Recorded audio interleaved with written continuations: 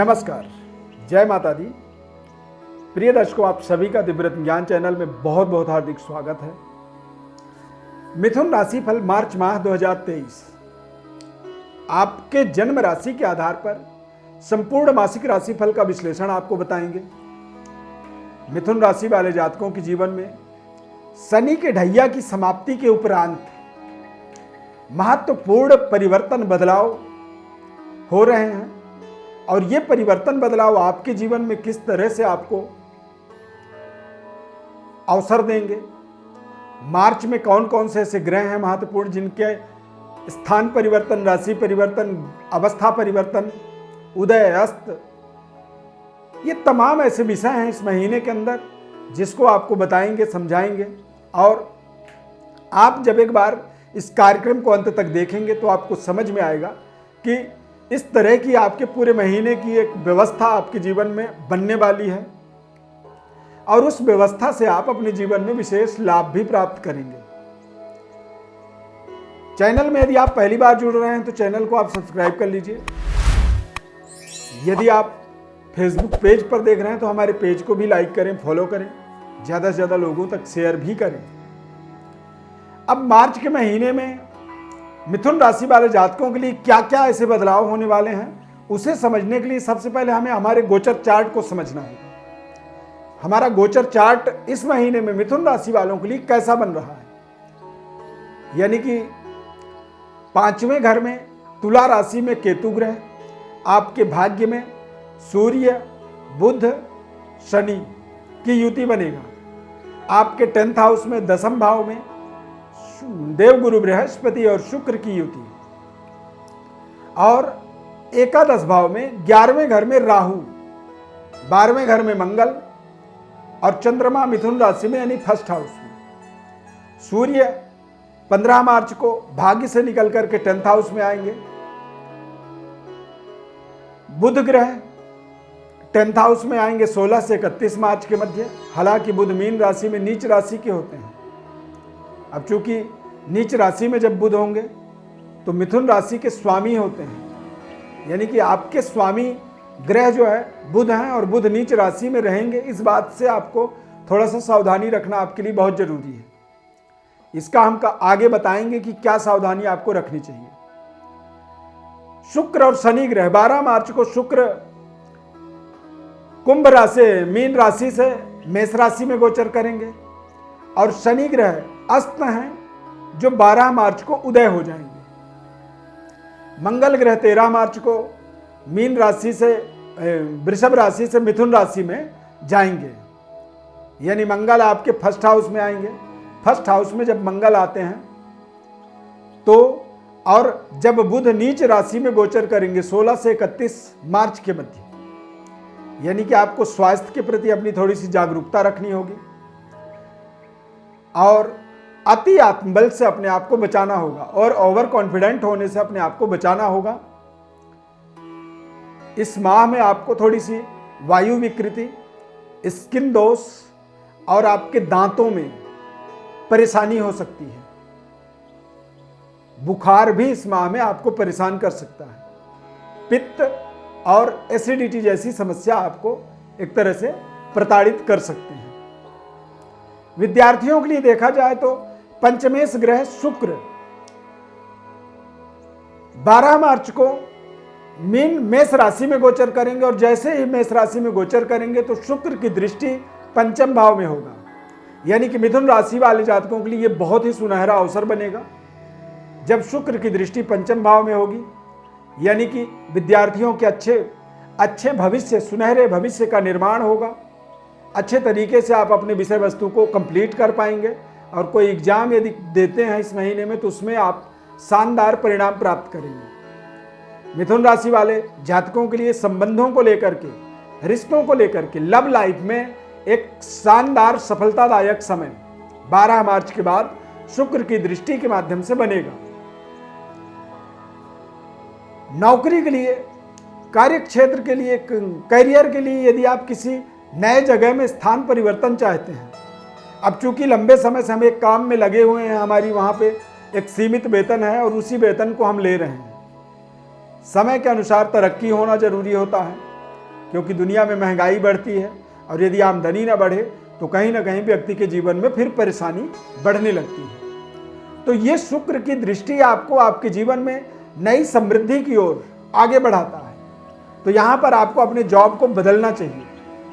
यदि आप अपने जॉब के अंदर वेतन को नहीं बढ़ा पा रहे हैं तो नए जॉब के माध्यम से बड़ी वेतन वाली जॉब को आपको ढूंढनी चाहिए, और इस समय अवधि में यदि आपने प्रयास किया तो उसमें आपको बड़ी सफलता मिलेगी। यदि आपने किसी बड़ी पढ़ाई, कोई एजुकेशन, शिक्षा को आपने कंप्लीट कर दिया है, अब आप किसी गवर्नमेंट के बड़े विभागों के अंदर या बड़े पदों में जाकर के काम करने के लिए प्रयासरत हैं, क्योंकि अब ढैया भी आपकी समाप्त हुई है, तो अब आप थोड़ी अपने अंदर एक फ्रीडम महसूस कर रहे हैं, आत्मबल आपका निरंतर बढ़ रहा है, तो आप अब अपनी पूरी ताकत, पूरी एक जो वर्चस्व है आपकी, उस वर्चस्व को यहां पर इस्तेमाल करें।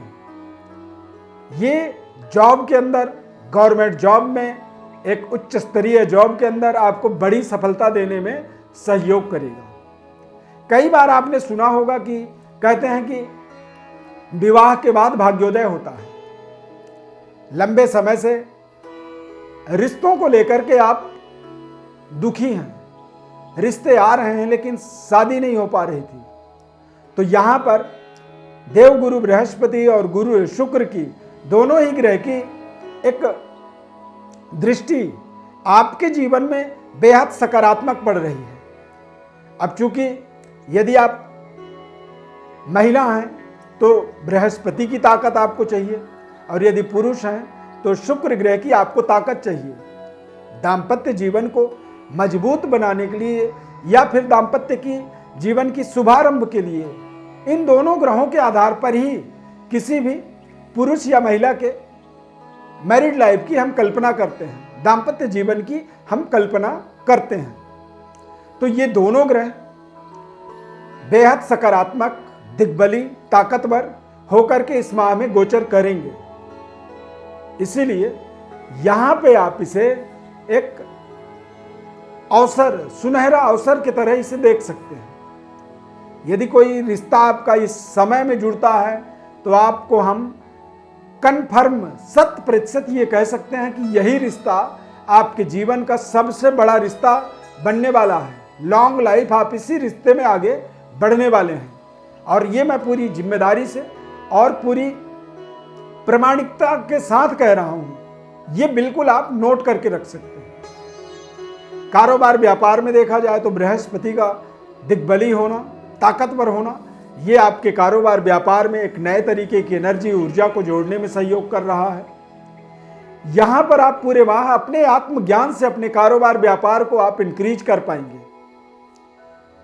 व्यापार के अंदर लोगों का सहयोग आपको बेहद सकारात्मक मिलने वाला है, और उच्च स्तरीय वर्ग भी आपके साथ कंधे से कंधा मिलाकर के आगे बढ़ने वाला है। इसीलिए यदि व्यापार में आप आगे अपनी इंक्रीमेंट करना चाहते हैं या व्यापार का विस्तार चाहते हैं तो ये समय उत्तम है। इस समय में यदि आप किसी पार्टनरशिप के साथ काम कर रहे हैं तो वो पार्टनरशिप को आप क्विट कर सकते हैं, समाप्त कर सकते हैं, और अपने दम पे उस काम को आप स्वयं कर सकते हैं।